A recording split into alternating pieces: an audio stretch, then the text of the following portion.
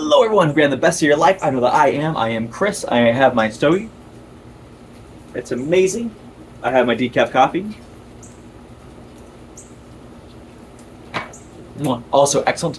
So something I want to talk about for a moment, gentlemen, is the value of hard work and also understanding what you are capable of. So one of the best things I would recommend someone do, which is also what got me into cigars, because I read years ago as a child that if you really want to see what you're made of, hyperfixate for 3 months and work as hard as possible. Take no days off, work as hard as humanly possible, and see what you're capable of. And lesson learned is that I can flat out work 12 to 14 hours a day, all day, every day, 7 days a week, for about 3 months before I really start to feel burnt out. And then that's when I know I need to rest. But so when I was a teenager, and I was starting my first karate school, I was living in my car, I was commuting all the time, a bunch of bad situations because I would still couch surf every so often without a friend's couch or something when it was available. Or sleep in the hotel I taught out of to get my school off the ground. It took for me to go from poverty to money because I had nothing. I had $1,000 in my bank account, guys. Starting a business with $1,000 and no credit in your bank account. Terrifying. But, well, a personal loan of about $3,000 besides that. But back to what I was saying with all this is that I was in a position where my back was against the wall and my only option was to work my face off whether I felt like it or not. And so but I didn't have my black belt yet and I was still starting karate school like crazy, right? But I grew this school with pure tenacity and force because I went all out for a season. And so I remember I went all out for like about 3.5 months. So I finally felt really burnt out one day. I just felt totally exhausted, totally done. And so then that's when 18-year-old Morgan had his first cigar. It was a Romeo and Julieta, Connecticut. It was a mild smoke.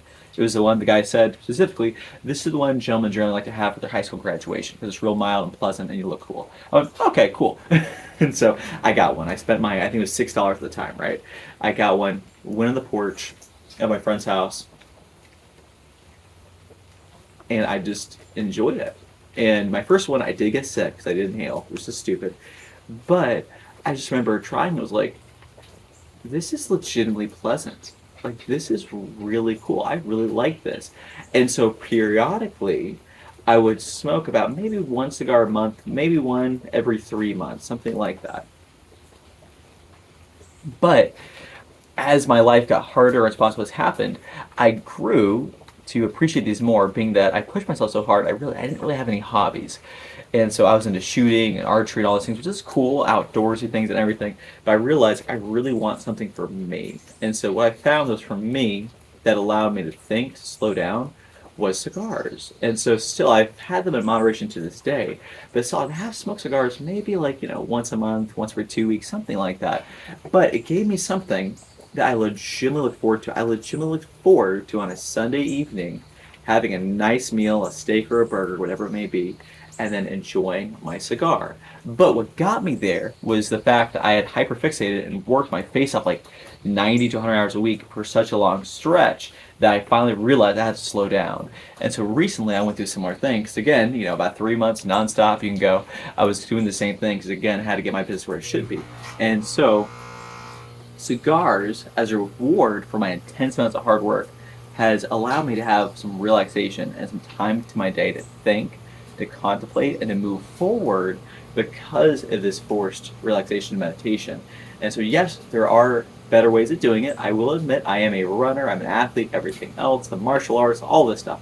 But even with all that, having something that you thoroughly enjoy, that you love, that's yours, that you can look forward to and enjoy and savor the moment, that's really powerful. And so if you're someone like me who's a very goal setter, who's all about rewards and achievements and everything, this helps my achievement tremendously. And is a tasty, tasty morsel, if I may say so myself.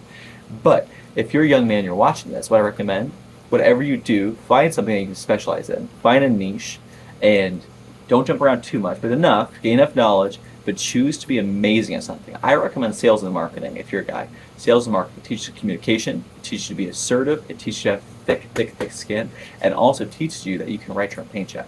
That's what I would do if I were you. Business ownership is good for some. I really don't recommend it for many. It's a lot. It's a lot to do. It tends to kind of ruin your life unless you're crazy like I am. Up to you, but like try it out, see what you think. But then again, since some are wired the way, some aren't, and there's nothing wrong with that. But if you want to make a bunch of money as a young guy, find some sales career, go into it, and go all out for a season, and develop the backbone of a true man, and become a gritty, hardened, seasoned warrior who can accomplish great things in his life. But anyway, what experiences molded you into a man? What experiences made you love cigars? What made you realize that you needed to take care of yourself? But anyway, I'm Chris. You're the best of the best, gentlemen. I love you all. Have the best of your life. I'll see you shortly. Enjoy Stogie in my honor. Same thing in your honor. I'll see you around, all right? Bye.